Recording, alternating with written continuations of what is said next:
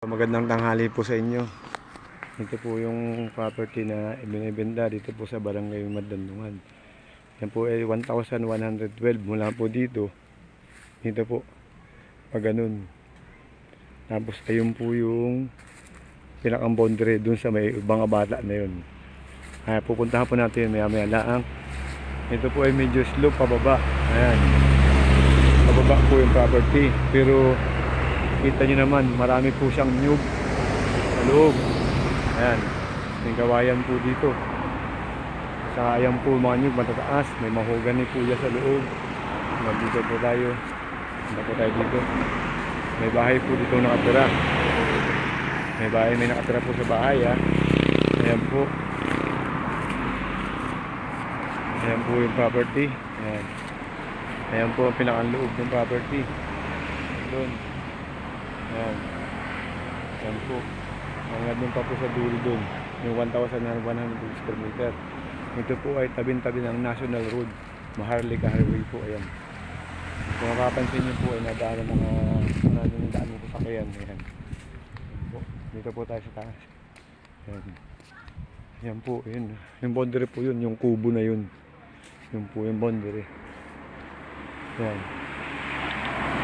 Ayan po, hindi po kasama yung kutsi sa bebenta ha. Ayan. Ayun po yung boundary.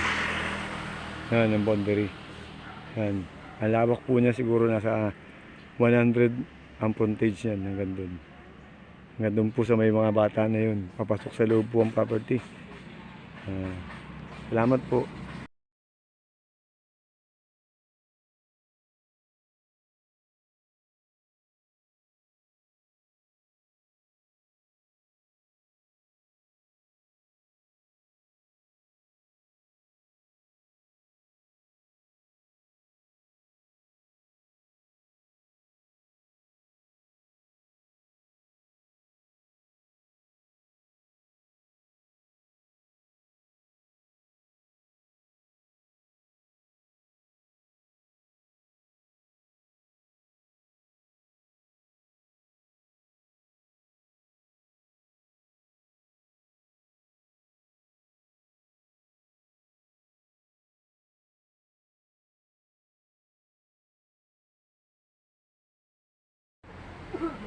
Ito na po yung loob ng property mga kasama.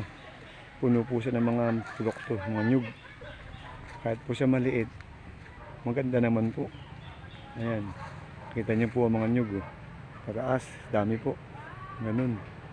Medyo slope po talaga sa loob ng property. Ayan. Ayan po. Ayan po yung highway. Ayan. Ayan, yan po yung highway. Ayan. Dito po. Nakay dito. Ayan. Magandahan po dito. Pwede po kayo magtayo dito na ang kainan. Saka ang lamig dito, ang presko. Ang hangin. Ayan. Ito po. Takap po tayo dito. Ayan. Yan po yung mga kawayan. Ayan.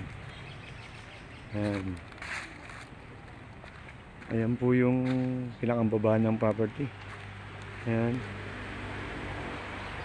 Ayan po yung highway. Yun. Oh. Sabihin na lang nyo po.